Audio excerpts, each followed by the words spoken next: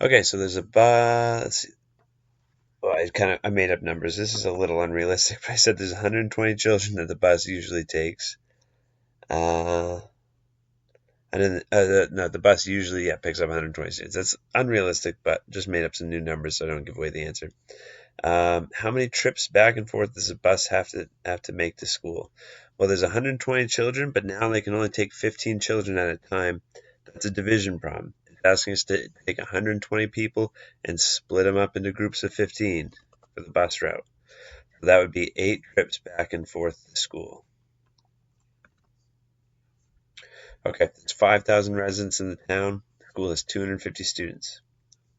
And the school says, hey, if there's 20 residents in the town that have a particular illness, the school is going to reduce the number of students by 15 to try to mitigate the risk of community spread in the school. If there's 40 people in the town that have it, then they're going to reduce the number of students in their school by 30.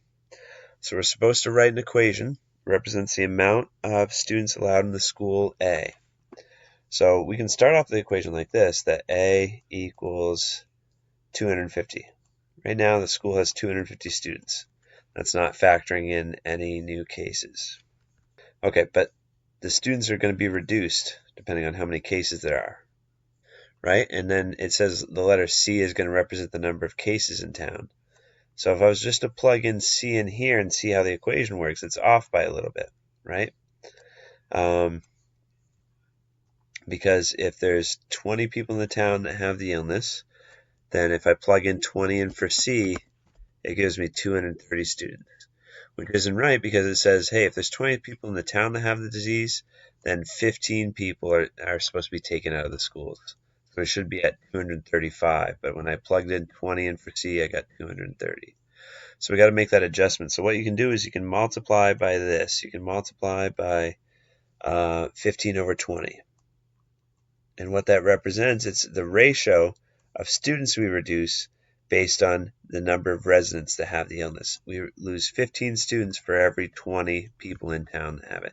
Now test that out with your calculator. If you plug in 20 in for C, 20 in for cases in the town, we expect to get 235 students because it's supposed to reduce by 15. So here, if I plug in 20 in for C, then 20 times 15 divided by 20 gives us 15, and 250 minus 15 gives us 235 like we expected. So that's the equation. Part C, how many students are going to be allowed? All you have to do for part C is plug in 40 in for C into your equation. So for my equation, I had 250 minus, now I'm going to put in a 40 in for C.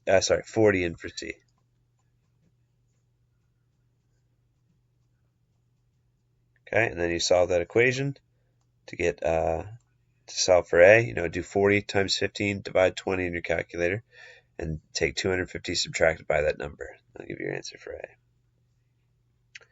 A. Okay, and I change the numbers here. There's a class that can only have 25 students. So for every 5 students in the classroom, you have to have 1 ed tech. So that means they're coming in groups of, here, you could probably list out all the options for this one.